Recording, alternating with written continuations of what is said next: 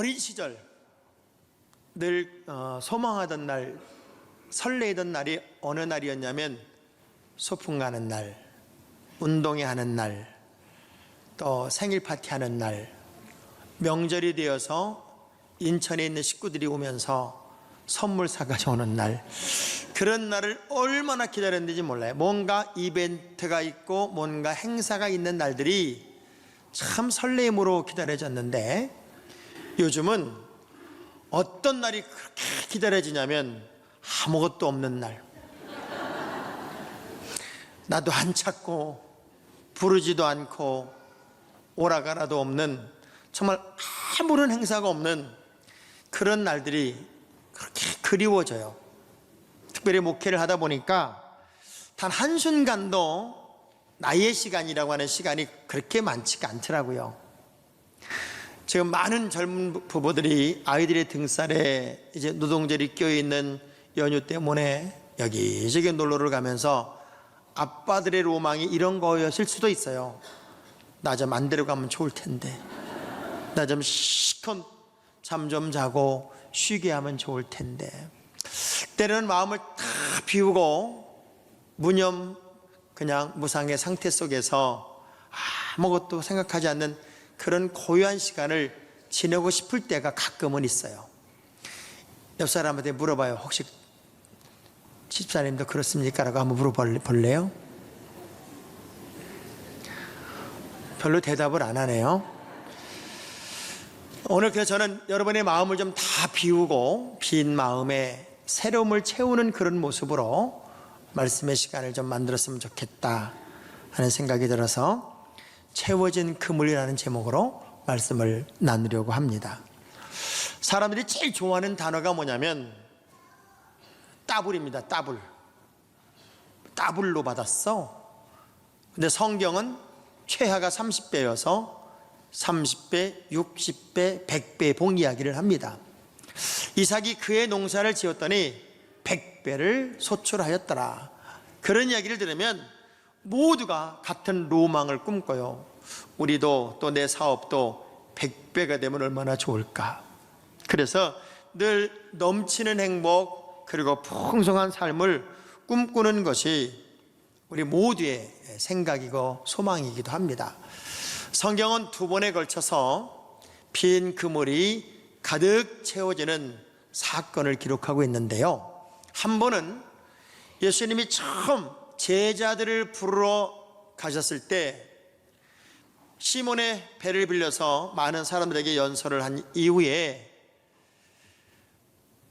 그물을 씻고 있는, 밤새도록 고기를 잡았으나 한 마리도 잡지 못하고 이제 빈 그물을 씻고 있는 그 사람들을 다시 불러서 이제 이 배를 타고 깊은 데로 가서 그물을 좀 내려봐라 하는 요청을 합니다. 그때 시몬이 나는 당신이 누군지 몰라요.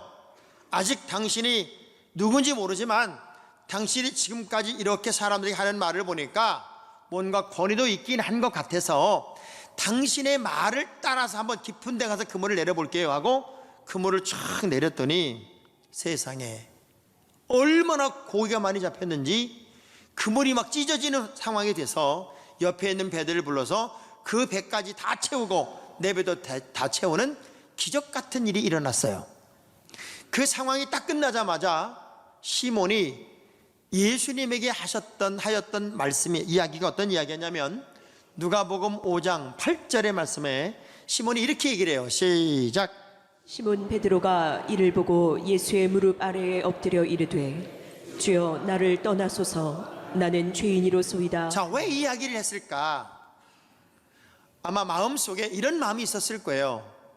진짜 지금 우리가 일 다 끝내고 그물 씻고 있고 피곤해 죽겠는데 저 사람 말을 안 들으면 수많은 군중들 속에서 굉장히 불경한 모습처럼 느껴졌던 베드로가 하려니까 하긴 하는데 안 걸리기만 해봐라. 아주 그냥 하나도 물고기가 안 들어오기만 해봐라. 모든 책임을 당신에게 떠넘길 거고 내가 이 화풀이 한번 다 해버리라. 아마 그런 마음도 내면 속에 있었던 것 같아요. 그래서 그런 분노의 마음을 가지고 당신이 하라고 하니까 하긴 하는데, 그런 마음으로 그물을 내렸는데 상상할 수 없는 그물에 물고기가 잡히니 미안한 거예요. 마음속으로 너무 송구한 마음이 있어요. 그래서 나는 죄인입니다, 그리 나를 떠나주세요 라는 얘기를 해요. 우리가 때때로 하는 큰 실수 중에 하나가 뭐냐면 할 만큼 해봤다는 거예요. 그리고 내가 노력할 만큼 노력했고, 그리고 할 만큼 해봤다고 하는 것들 때문에 우리가 섣부른 결론을 내리고, 그리고 또 다른 시도를 하지 않으려고 하는 그런 성향을, 부정적 성향을 가끔은 보이기도 하지요. 또 하나의 사건이 예수님이 부활하신 이후에 제자들에게 나타났어요. 그리고 제자들에게 나타나는 세 번째 사건에서 어부들 출신 제자들을 데리고 다시 고기 잡으러 갔던 베드로를 찾아가서 아침에 고기 한 마리 못 잡고 무트로 들어오는 이제 그 제자들에게 이런 질문을 던져요. 배에 고기 좀 있어요? 그랬더니 하나도 없습니다. 그러면 그 자리에서 오른편에 그물 한번 내려보시지. 그물을 내렸더니 얼마나 고기가 많이 들어왔는지 들 수가 없어서 들지를 못하고 배로 질질 끌고 오는 상황이 만들어져요. 두 사건 모두가 한밤중 빈 그물질을 밤에 맞도록 한 사람들, 그리고 아침이 되어 탈진이 되고 지쳐있는 상황 속에서 예수를 만나게 되고 예수 그리스도와 함께하는 동안 그 빈 그물이 가득 채워지는 그물의 이야기예요. 얼핏 들으면 예수 만나면 뒤로 자빠져도 다이아몬드가 박히고, 예수만 믿으면 그냥 일사천리로 모든 게 다 잘 되는 그런 착각을 할 수도 있는 상황이 이 상황이지만, 이 빈 그물이 가득 채워지는 이 내용 속에는 예수님께서 우리 인생들을 향하여 요청하시는 그 무언가의 내용이 숨어 있습니다. 오늘은 그 내용을 찾아내며 은혜 받는 시간이 되기를 주의 이름으로 축복합니다. 두 사건 모두 어떤 상황이냐면 말씀을 따라야만 됐던 상황이었어요. 그런데 두 상황 모두가 말씀을 따르기에는 너무나도 어렵고 힘든 상황이에요. 왜냐하면 우리가 해야 할 모든 일들을 끝낸 상황이기 때문에. 여러분, 그런 경우 있잖아요. 집에 들어갔는데 다 씻고 누웠는데 누가 나오려면 나오고 싶어요. 신경질이 나요. 왜 안 그런 척을 하고 있어요? 내가 일과를 다 끝내고 이제 정리를 다 끝내는데 다시 그 일을 시작하자 그러면은 상큼한 기분일까요? 아주 기분이 되게 찜찜할까요? 그런데 관계성도 없는 사람이에요. 내가 저 사람의 말을 그대로 따라야 할 이유가 그런 어떤 혜택을 받았거나 신세를 졌거나 내가 그렇게 의무적으로 그 일을 감당할 상황도 아니에요. 그러면 어느 누구인들 그렇게 하려고 하겠습니까?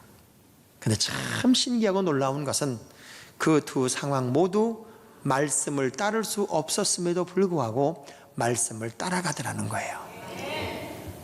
예수 믿는 사람들에게 있어서 최고의 은혜가 뭘까? 최고의 행복이 뭘까? 크리스찬들의 삶 속에서 최고의 은혜요, 기쁨이요, 행복은 말씀이 삶의 지표가 되게 하는 거예요. 여러분, 신앙생활의 텍스트북은 하나님의 말씀이에요.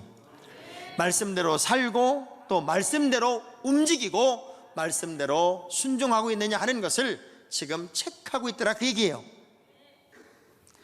근데 이 말씀을 따르고 지키는 것은 어린아이든 또는 세대를 많이 살았던 어른이든 상관없이 이 말씀은 누구라도 다 따라야 되는 것이에요.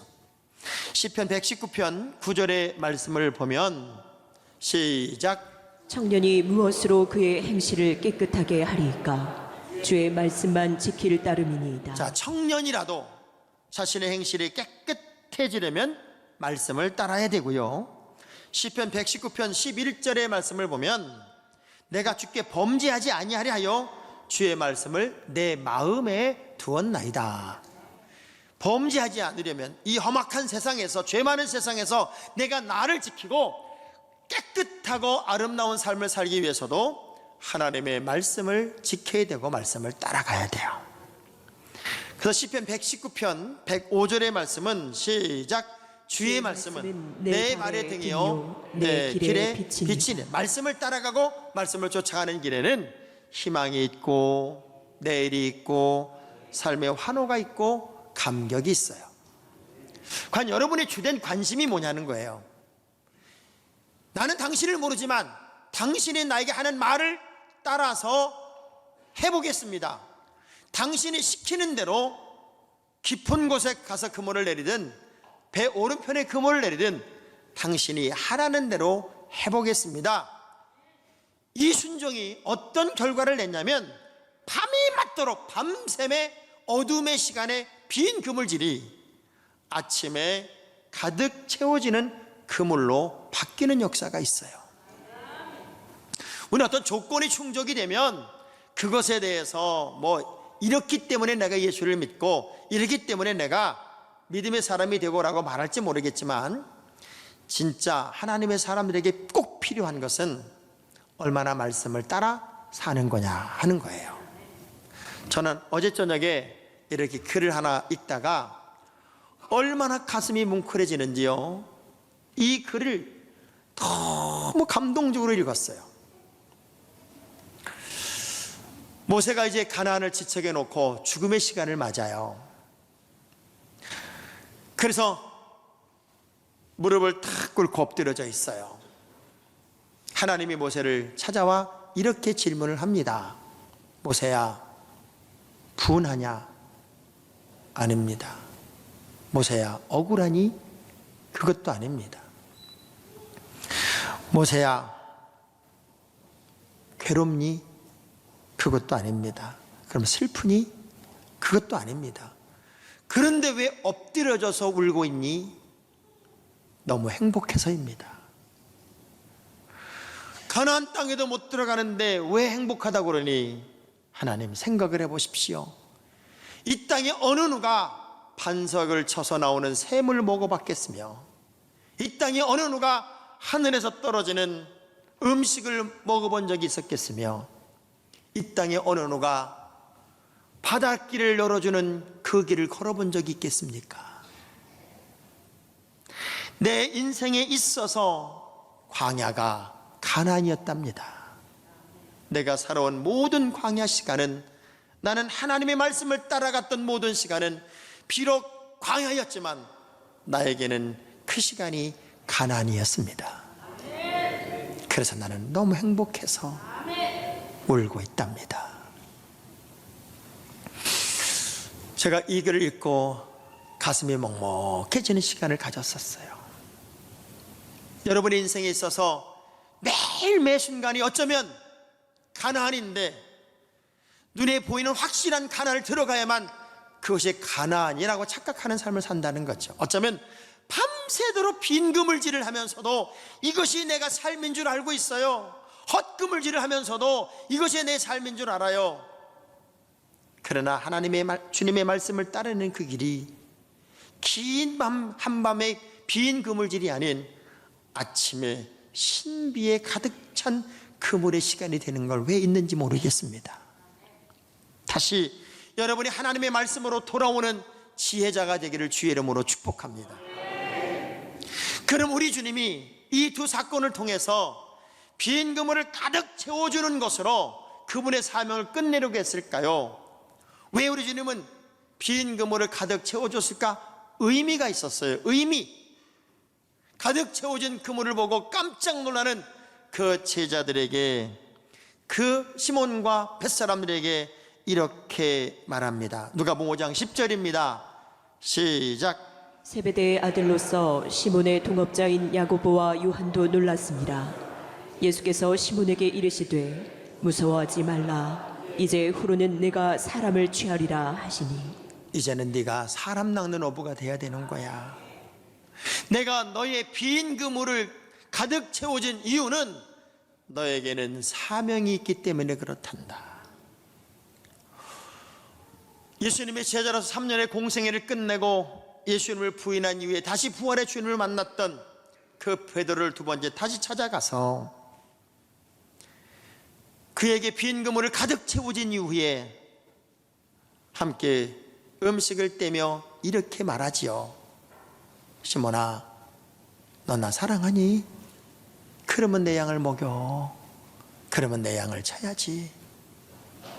빈 그물을 가득 채워준 그 이유는 우리에게 사명을 일러주기 위해서였어요. 여러분이 살아가다 보면 탈진하고 지치고 뭔가 밤이 맞도록 그물질을 해도 안 된 빈 그물의 삶을 여전히 살고 있다면 한 번쯤 눈을 돌려서 내가 과연 하나님께서 내게 주신 사명에 깊이 관심을 기울이고 있는가, 아니면 사명을 떠나가고 있는가를 한 번쯤 생각해 보는 시간을 갖게 되기를 주의 이름으로 축복합니다. 저는 성경 말씀 중에 가장 무서운 말씀을 늘 이렇게 말해요. 갈라디아 6장 7절의 말씀은 이 지구상에 나오는 어떤 성경 말씀보다 세고 무섭고 강력한 말씀이다. 시작. 스스로 속이지 말라. 하나님은 없음여김을 받지 아니하시나니 사람이 무엇으로 심든지 그대로 저는 거두리라. 가장 무서운 말씀을 이 말씀이라고 생각을 해요. 심은 것을 거두는 거다. 내가 심은 것을 거두기 때문에 우리 믿음의 사람들은 잘 심어야 된다. 하나님의 사람들에게 주신 최고의 은혜는 구원이지만 그 구원의 감격을 통해서 우리에게 요청하는 하나님의 요청이 있다면 그 요청은 사명자가 되라는 거예요. 하나님의 일꾼이 되라는 거예요. 우리를 부르신 목적이 있어요. 우리를 구원하신 목적이 있어요. 우리 위해 십자가를 지신 목적이 있어요. 그 목적이 뭘까요? 이사야 43장 7절의 말씀은 우리 주님의 목적이 여기 있음을 설명했어요. 크게 봅니다. 시작. 내 이름으로 불려지는 모든 자 곧 내가 내 영광을 위하여 창조한 자를 오게 하라. 그를 내가 지었고 그를 내가 만들었느니라. 하나님이 창조하고 하나님이 만든 모든 영혼들을 다 내게로 오게 하자는 거예요. 우리는 땅끝까지 이르러 복음의 증인되는 사명이 있고 모든 족속으로 제자를 삼는 사명이 있고 한 영혼 지옥 보내지 않는 사명이 있고 여러분의 가족을 지옥 보내지 말아야 할 사명이 있고 우리는 주님의 영광을 위해 살아야 할 사명이 있어요. 이 사명을 재확인시키기 위해, 그 사명을 다시 주시기 위해 빈 그물을 가득 채워주더라고요. 전 여러분의 삶 속에 지금 헐떡거리는 빈 그물의 시간을 살아가고 있다면, 그 한밤의 고통스러운 빈 그물질을 계속하고 있다면 다시금 사명에 집중해 보시기를 바랍니다. 일베배가 마치고 나니까 우리 집사님 중에 한 분이 이렇게 말씀하세요. 목사님, 제 얘기네요. 제 얘기. 오늘 목사님 일부 설교 말씀이 다 제 얘기예요. 나는 빈 그물질을 여전히 하고 있어요. 여전히 먹고 살기 위해 몸부림치고 있어요. 그런데 여전히 채워지지가 않아요. 내가 놓치고 있는 게 있었네요. 내가 잊고 있는 게 있었네요. 내가 지금 제자를 찾지 못하고 있는 게 있었네요. 네가 나를 사랑한다면 내 양을 먹여라. 너 이제는 고기만 잡는 어부 되지 말고 사람 낚는 어부가 돼야지. 어쩌면 세상적 환경과 세상적 모든 가치관을 여러분이 내 인생의 정답이라고 생각하고 열심히 살면 되고 최선을 다해 살면 되고, 그리고 그것이 나에게는 정답이고 전부라고 생각하고 살고 있지 않은지 모르겠어요. 그러나 빈 그물질의 한밤중이 여러분의 삶에 지속돼서는 안 돼요. 그물이 찢어지고 넘치는, 채워지는 그물의 신비를, 그 신비를 내 것으로 경험하고 하나님의 거룩한 일꾼의 길을 가야 하는 도전이 여러분에게는 필요하단 말이에요. 영화배우 중에 오드리 헵번이란 영화배우가 있어요. 아마 우리 2부 예배에 참여한 여러분들은 대부분 이름은 들어봤을 거예요. 못 들어봤나? 로마의 휠이라고 하는 영화의 주인공 오드리 헵번이란 이 사람은 부모의 이혼과 전쟁으로 영양실조와 우울증에 걸렸고 인생의 내일과 미래가 없는 답답한 삶을 살던 어느 날 마리오 덴비라고 하는 감독을 만나게 되고 그 감독을 통해 영화의 등용이 되기 시작했고 그야말로 최고의 배우가 됩니다. 그런데 최고의 명예와 그리고 최정상의 시간, 이 사람은 그 명예를 쫓아가고 쾌락을 쫓아가지 않고 87년도 유니세프의 특별대사로 지명되는 순간 영화 배우보다는 구호활동과 전쟁터의 아이들을 돌보는 일을 더 소중히 여깁니다. 게다가 대장암으로 떠나기 1년 전 아들에게 남긴 글이라고 하는 글을 제가 읽어봤어요. 이 세상의 모든 명예보다도, 이 세상의 화려함보다도, 이 세상의 쾌락보다도 엄마로서 자식에게 줘야 할 가장 소중한 말이 무엇이었을까? 사람은 살아가는 이유가 분명하면 삶의 의미를 찾습니다. 이 오드리 헵번이 아들에게 준 글을 제가 한번 읽어볼게요. 매혹적인 입술을 갖고 싶으면 친절한 말을 하라. 사랑스러운 눈을 갖고 싶으면 사람들의 좋은 점을 보라. 날씬한 몸매를 갖고 싶으면 내 음식을 배고픈 사람들과 나눠라. 아름다운 자세를 갖고 싶으면 내가 결코 혼자 걷지 않음을 명심하며 걸어라. 사람들은 상처로부터 회복되어야 하며 고통으로부터 구원받아야 한다. 결코 누구도 버려져서는 안 된다.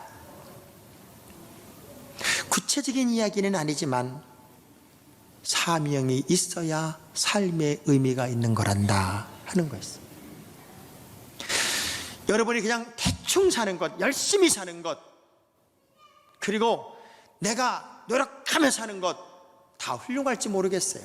그러나 잃어버린 사명이 있다면 그 잃어버린 사명을 찾는 것, 그것이 빈 그물이 가득 채워지는 그물로의 도전임을 꼭 기억하시기를 주의 이름으로 축복합니다.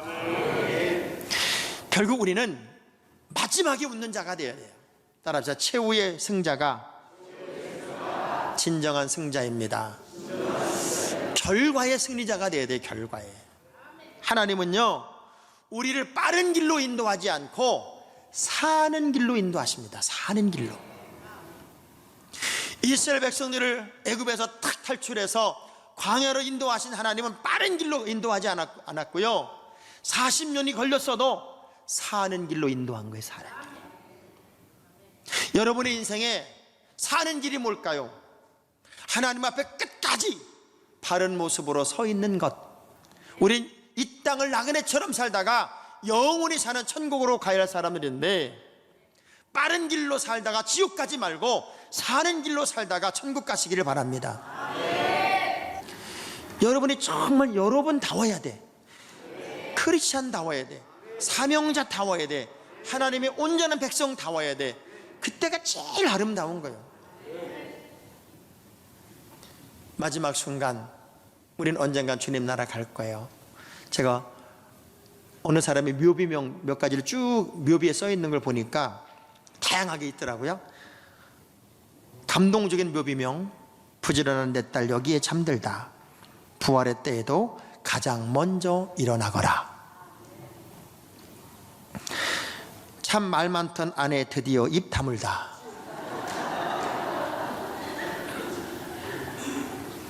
사랑하는 아내 여기에 잠들다. 제발 내 아내를 깨우지 말아다오.